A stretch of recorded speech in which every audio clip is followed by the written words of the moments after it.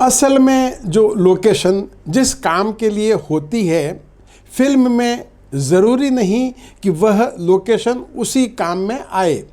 हमारी फिल्मों में या तो लोकेशन का कोई उपयोग ही नहीं हुआ है या हुआ है तो गलत उपयोग हुआ है। जैसे पुल, सरकार ने पुल मोटरों के आने जाने के लिए बनाए थे, मगर फिल्मों ने इनका क्या उपयोग किया?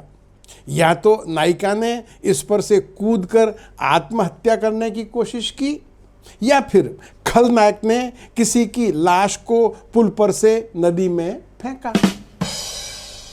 फलस्वरूप सरकार ने पुल बनाने कम कर दिए।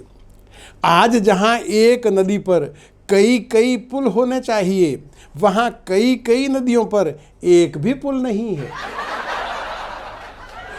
और झरना, जिस झरने में हम सैकड़ों गरीब आदिवासी महिलाओं को नहलाकर उनका उद्धार कर सकते थे, वहीं फिल्मों ने सिर्फ एक नायिका को नहलाकर झरने की उपयोगिता सीमित कर दी। झरना एक तरह से नायिका की पर्सनल प्रॉपर्टी बनकर रह गया।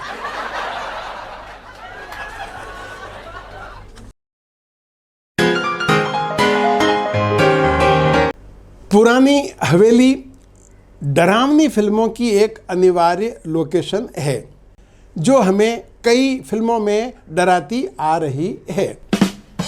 पुरानी हवेली में एक चालू घड़ी, एक डरावना चौकीदार और एक काली बिल्ली होती है। ये सब अपनी अपनी हैसियत के मुताबिक हमें डराने में अपना योगदान देते रहते हैं। इस पर भी कोई नहीं डरे तो बताया जाता है कि वहाँ भूत भी रहते हैं। तब भी कोई नहीं डरे तो उसकी अपनी मर्जी।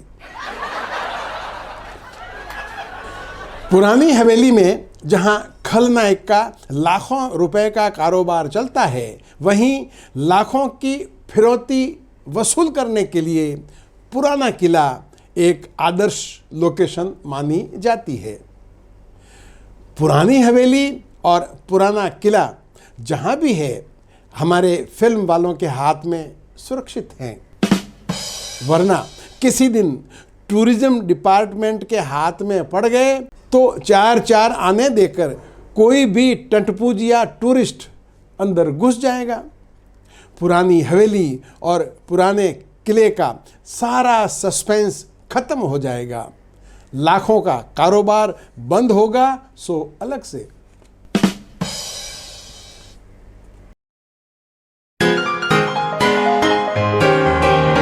फिल्मों में एक लोकेशन होती है हरा भरा गांव, जो बड़ा प्यारा होता है। उसमें एक गोरी होती है। गांव में हरे भरे खेत होते हैं जिसमें हरी भरी गोरी विचरण करती है। एक नदी होती है या फिर एक झील होती है। नदी और झील दोनों नहीं हो सकते, कोई एक चीज ले लो।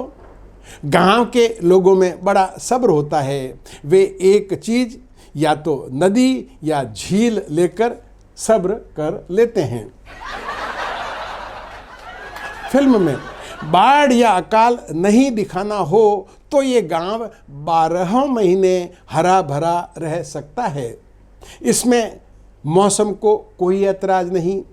इसके बावजूद गांव के लोग गरीब होते हैं, जिनका एक मुखिया होता है जो बूढ़ा होता है। गोरी तेरा गांव बड़ा प्यारा, मैं तो गया मारा, आके यहाँ रे। सावन के अंधे को सब हरा ही हरा दिखाई देता है और प्रेम के अंधे को पूरा गांव प्यारा लगता है। फिल्मों के ये हरे भरे गांव प्रेमियों और डाकुओं के एकदम अनुकूल होते हैं। और हाँ, प्रत्येक गांव में एक पीपल का पेड़ भी होता है जिसके नीचे बैठकर दो प्रेमी प्रेम में साथ साथ जीने मरने की कस्में खाते हैं।